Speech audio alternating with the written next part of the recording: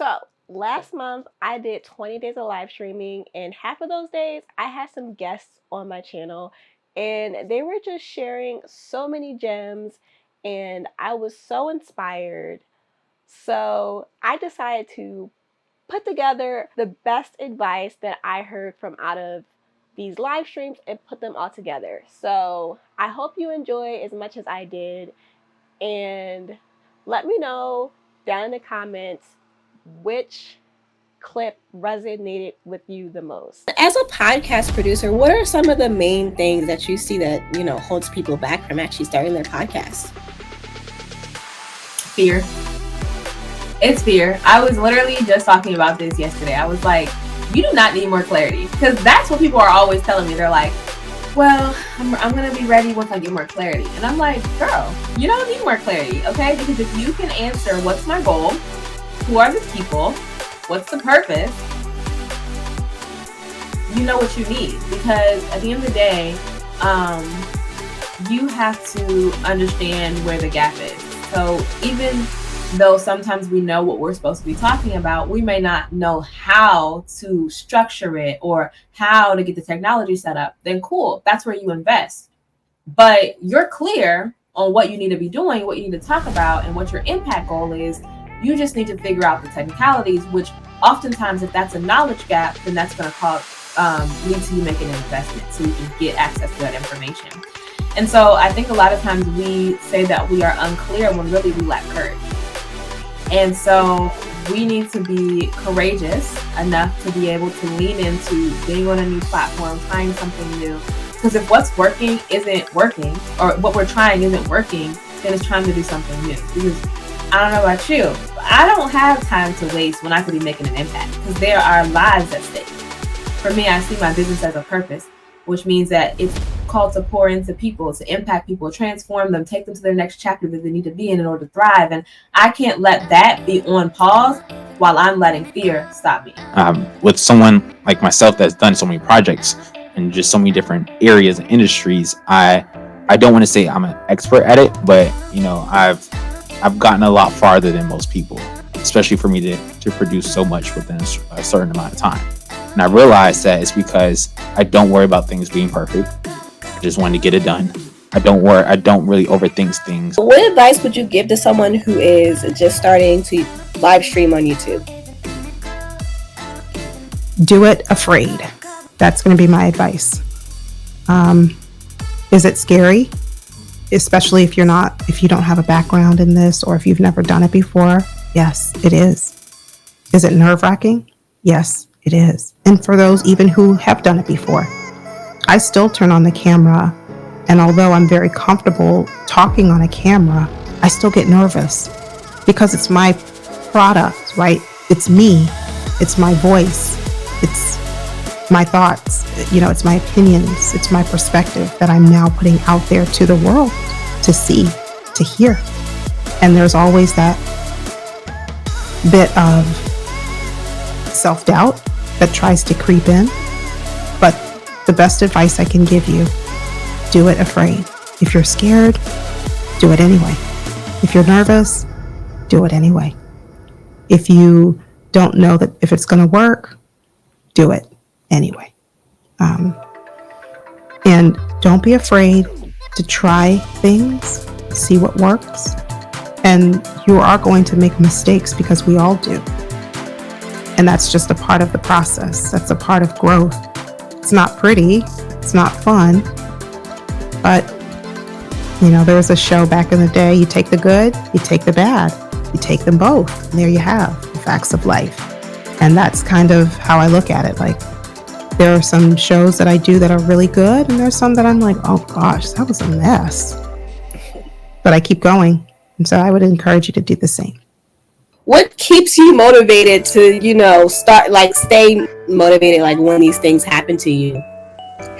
I think it's a faith thing. It's a faith walk in that moment, because I really felt like when I was so hyped and I was motivated. I was doing two posts in the week, and like you said, my age, I feel good about it. I feel like I could show other ladies that it's never too late. That's a part of my brand. My Mrs. Day All Day and All Day Every Day is part of my brand. But Mrs. Day All Day, that is never too late to get your money or your business straight.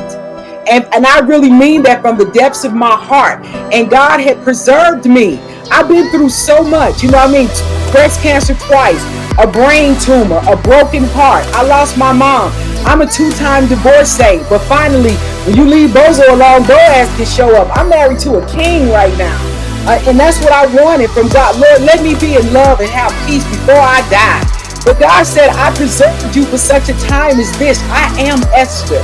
And so it's for me to tell and to share and let other women know. If I can encourage a woman to say, if you are above 40, you over 50, you over 60, and you can still pursue your dream, it may not be to own a business. It may be to mentor somebody. You may want to, you know, there's people in your neighborhood, there's people in your family, to just be that example. You could be a volunteer at the hospital. The people that are in nursing homes, they would love people to come visit and just see about them. It's so much service that I have in me that I want to share, and just to work out. I know there are a lot of women that have gained weight and you feel like you just want to give up. Don't give up. Get up and take a walk. You know, you ain't got to run. I'm not a runner. I got in a jump rope challenge with one of my favorite YouTubers. Girl, my knee started hurting me so bad. The Spirit of the Lord said, you better get that hula hoop. So I got that hula hoop out. I started hula hooping, bringing back childhood memories. Now I got chair yoga.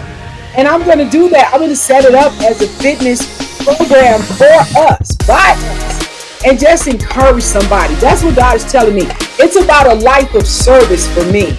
And whatever that looks like for you, how you can assist and help without giving up all of you. And I think it goes back to, why did you do your business to begin with? What is the underlying core values that started you to open this business? If it was all about just making money, it's going to be really tough to keep that business open when the money ain't flowing out as much.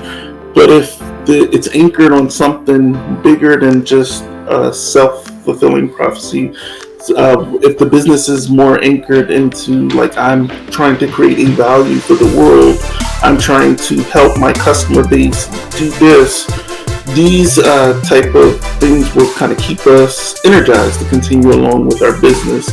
And so in order to get the confidence that we need, because there's going to be times where the business may be slow, for instance, and during those time frames, you may want to reach out for support, find a circle, people that are also involved in the same kind of business that you are, or some entrepreneurs, and being able to talk to these people, having a circle of support is always extremely beneficial and will help with confidence. Other things I would say is creating a brag sheet for yourself. So especially during those times when things are hard and you're like, man, you know, I have this business that's been going on for a while, but I don't feel that great about myself right now.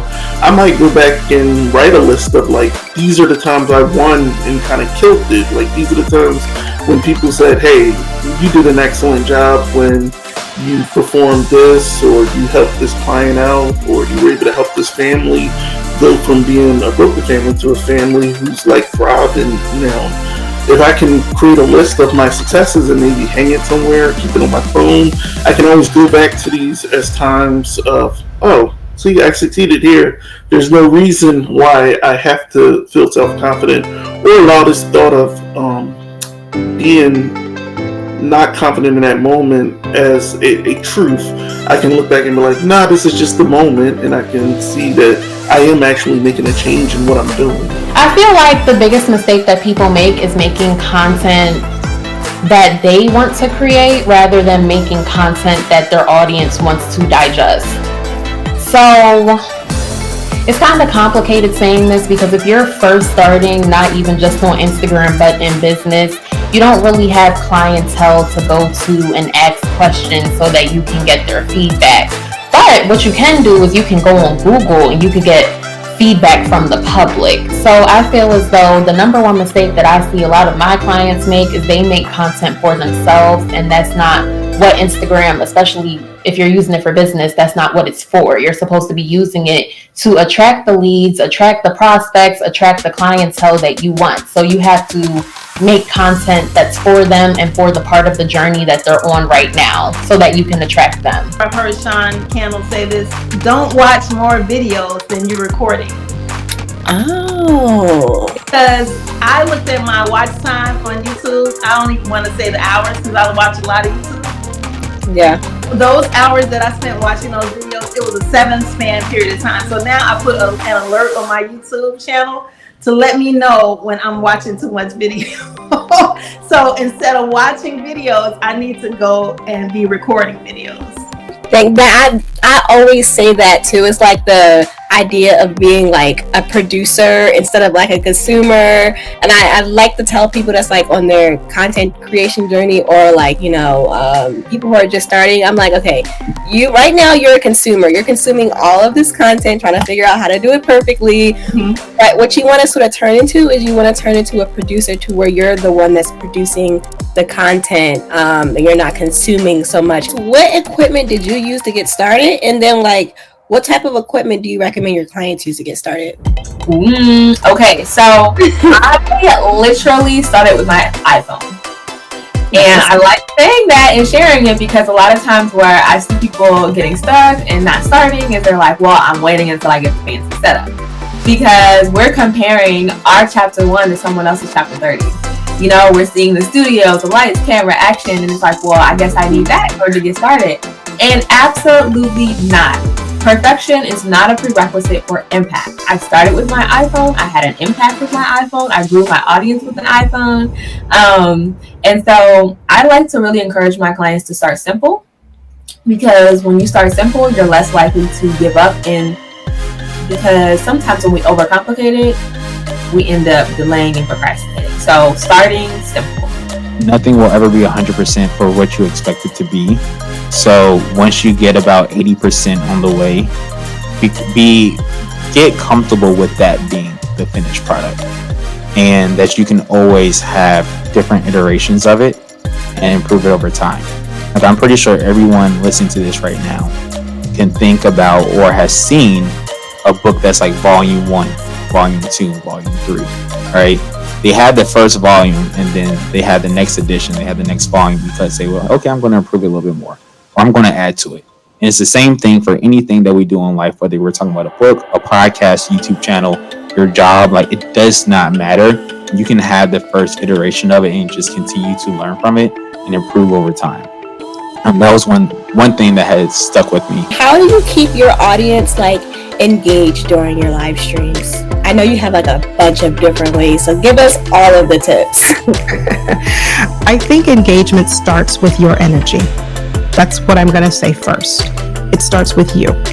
You can have the best content in terms of it being informative, entertaining, helpful, but if your presentation is dry, or if you are, you know, if you are not really in love or loving what you're discussing, it comes off as maybe you are being not, like, maybe this isn't your thing.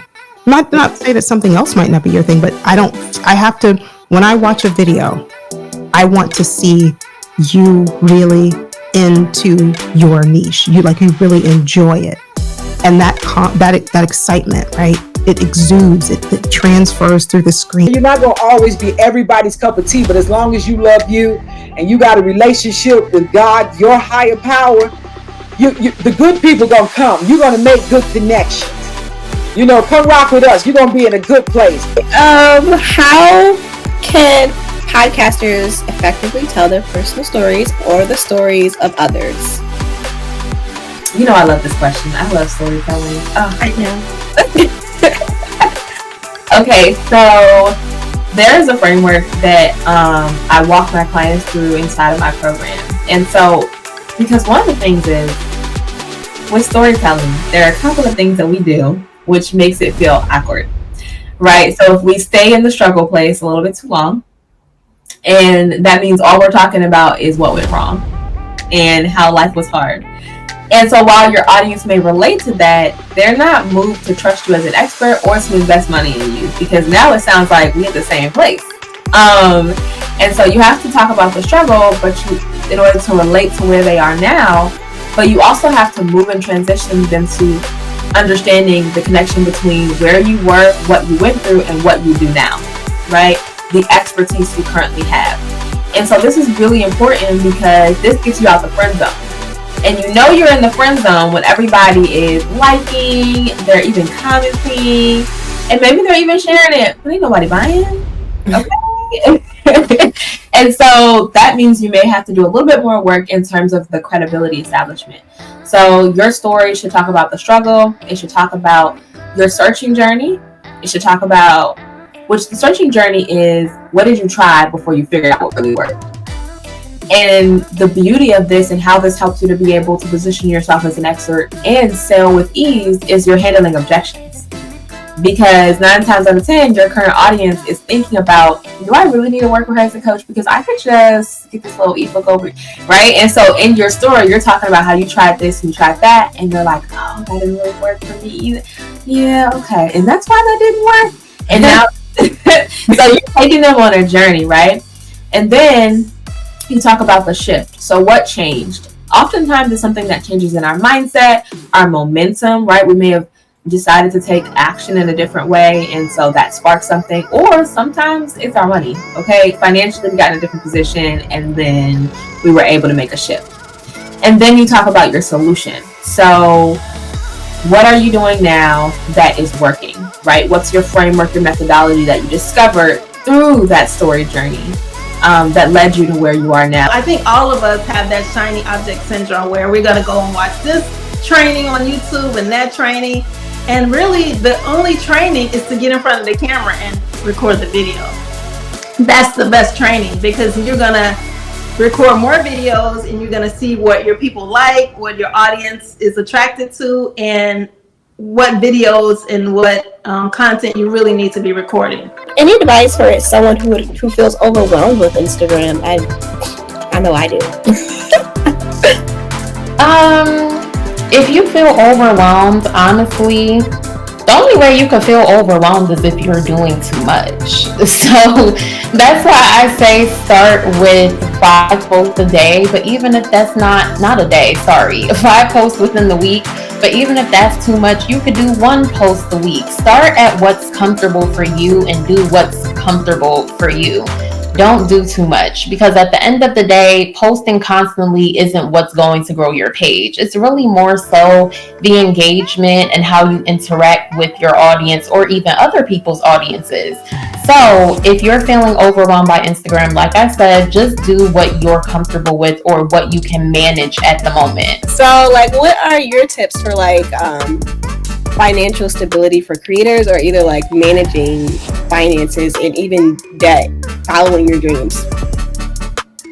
Yeah, so for creators, you want to really figure out how you're going to monetize what you do. A lot of us, we create for fun, but at one point we have to, if it's taking too much time out of our day, we gotta start monetizing it. So I think that's one thing that you have to ask yourself. Like, if you're doing it, let's just say once a week, and you really don't, like, a person can stream for once a week. It's cool. Like, that's really not taking much time of the day. But if you're sitting here investing a lot of money into a setup, maybe you're streaming like, and setups can be expensive, like $5,000 plus. And then you're streaming, let's just say 4 times a day. I mean, not a day, a week, or whatever it may be. You're doing podcast episodes 3 times a week, but you're taking a lot of time to write your show notes. This is a part-time job at that point. So if once you start putting part-time job hours into your creation, you have to start figuring out, how can I monetize this? And I can't necessarily tell people right now how to do that, because I don't know what everyone does individually. But I will say YouTube University is free.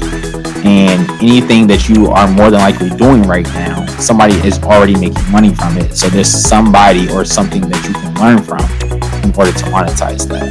The main thing is, if you are putting in part-time hours right now as a creator for whatever it is that you're doing, figure out a way to get paid from it, even if it's just a little bit of change, because it will allow you to realize that what you're doing is valuable. And it's just a matter of time until more people see it and it catches fire to the point that now it's actually paying you part-time, full-time, and beyond. Not even that. Once you spend $600 on your passions or your hobbies, it's considered a business now in the United States. So you can write all of that stuff off. So, I mean, I feel like at that point you might as well. I mean, but some people really don't feel like doing all of that. But I feel like then it just becomes like an expensive hobby. But I feel like somewhere in the back of people's mind, like I feel like if you're a creator, you are very entrepreneurial minded. Like, like you could possibly go part-time with it. It's just a matter of like your mindset and what your thoughts are about it. Mindset is everything. I like to always, if I can, schedule my live streams at least a day, maybe 2 days in advance, if I'm able, because I want my audience, I want YouTube to push my content out there. So as many people who are searching for Baltimore Ravens or whatever your particular topic is, however many people are on that YouTube platform searching for your specific niche or your specific topic, they will see, oh, Beauty by Bridget, live stream tomorrow at 7:30 Eastern. I want to make sure, let me turn on my notifications so I can get, notified when she goes live. I like to do that so that when I start my live stream, I know people are going to already be there, hopefully. Not always the case. Sometimes you'll start a live stream and you might not have anyone in the chat waiting, and that's okay too. You keep going. I remember the first time I did a live stream and I looked in the chat and there was no one there, and I said, oh boy, I can either sink or I can swim. And I said, all right, we're going to swim. And I just continued to carry on as though there were, multiple individuals in the chat. And soon enough, within a few minutes, there were people joining me, and having people in the chat always makes it more interactive. And that's how I think you build a community, because people don't just see you as a face behind a camera. They see you as, this is someone who I could, I'd love to like have lunch with one day, or meet them in person. Like we share the same interest, or we think alike in terms of whatever topic you're discussing in your life. Remember that, I don't know how young or how old your crew is, but remember that commercial back in the day, I've fallen and I can't get up? It was an old lady, she fell down, and then next thing you know, she had to get a life alert button because you push it for help. And then, but the whole thing was, everybody making fun about it, I've fallen and I can't get up. The word of the day is, for Mrs. Day all day, is no matter what, if you fall, you can get up. You can get back up and you'll be stronger today than you were yesterday. And that's what I would say. Don't let any setback derail you, because another saying I always say, a setback is a setup for a comeback. So how can people sort of like balance their personal and their work lives to prevent mental health issues? Okay. And a big part of this would be, I would say, keeping a schedule, and then awareness of our own bodies, like really just taking time to be aware of when we are actually experiencing stress. Sometimes we have a mix of complex emotions that we go through on a daily basis, weekly, monthly, and we don't necessarily give ourselves time to acknowledge, like, hey, I am stressed because I got all these deadlines to do. I hadn't seen my family in a while. I haven't eaten good. I've eaten out 3 times over the last week, and I am feeling like really stressed. Really sitting down and actually calling it out, like, hey, I'm feeling distressed. I'm feeling angry. I'm feeling a little depressed in this moment. One of the things that we learn in dialectical behavioral therapy is they talk about being able to name the emotion that we are experiencing at the moment. A lot of time, many of us, our vocabulary when it comes to emotions is very limited. So if I actually, how do you feel today? You'd be like, I don't know, I feel sad, I feel happy, I feel angry. But there's so many more words and experiences that we're having on a daily basis that goes beyond just these basic emotions. We end up trying to emulate what other people do, and then we end up frustrated, we end up procrastinating because we're out of alignment.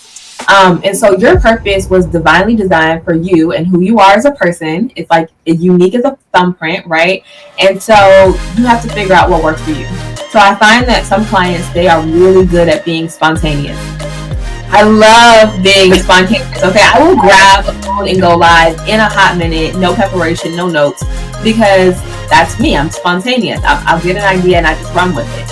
And so it would actually delay me to have to sit down and create an outline. And so if you're spontaneous, then being able to go with your natural flow when you feel inspired and just running with that natural energy. If you're someone who feels like you just want to be able to have a roadmap to where you need to go, then maybe just giving yourself bullet points and outlines.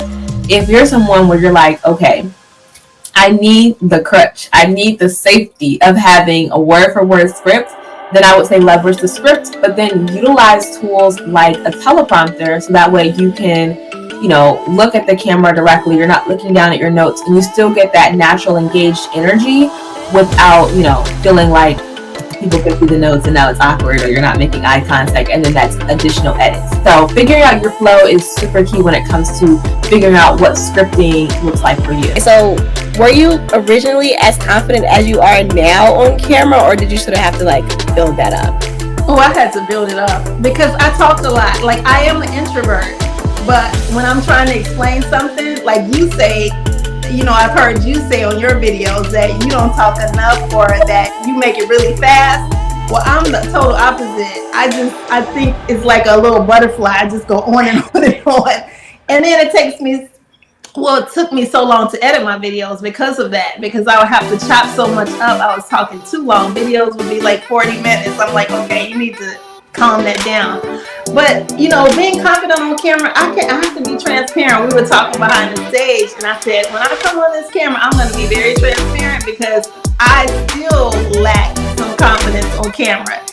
Only because I feel like if you're going to be a video creator, because I don't always like to say YouTuber, a video creator, the further and further you get away from batching your content, and I think I explained this to you one time, the more procrastination you're going to have. Like, when I get off of here, I'm going to be batching 3 videos, and I've been procrastinating since we got back from conference, the Grow with Video Live conference. It's just so much other stuff going on. And sometimes I feel like you create those other things because you don't want to get in front of the camera. It's like you got to do this. It's busy work that's not leading to momentum in your business and momentum on your channel. So yeah, I still get nervous in front of the camera. Follow your dreams. Don't give up. Never let one mistake, 2, 3, however many you make, never let that define you. Pick yourself back up. Remember, you can do it. You are enough. I tell my viewers that every day. And in telling them that they are enough, I'm also reminding myself of the same thing. So remember the reason that you started YouTube. Stay true to that. And I promise we'll all get there if we don't quit. And I will see you all on the other side of victory very soon. Another thing that I really learned was to strategize and plan. Don't just throw yourself out there. Take the time that you need to brainstorm. Take the time that you need to connect with friends, even get a coach and actually brainstorm and plan out what you're going to do so that you can actually be successful. And that's whether it's in business or social media. You have to really understand that perfection is not a prerequisite for impact. And so a lot of times we hold ourselves to an unrealistic standard of, well, I'm going to start once I have everything in order. Life is never all in order. Like, even when you get one part of life in order, then the other part just starts having chaos. And so it's like, literally, you have to be more committed to the calling than you are how people perceive you. Because what's underneath wanting things perfect is overly focused on other people's perception of us, which we can't control anyway. So it's like we have to be more committed to our calling than we are having people think that we're, think a certain way of us. that's the first thing, perfection, like letting that thing go. The other thing is understanding that there's value to your voice. And so you have to understand that the message that you have in your heart that you're feeling called to share is literally going to transform someone's life. And so that has to be a priority. When we make it so much about ourselves, one of my friends said this the other day on a live conversation. She was like, when she stopped making her podcast about herself, it became a lot easier to be consistent.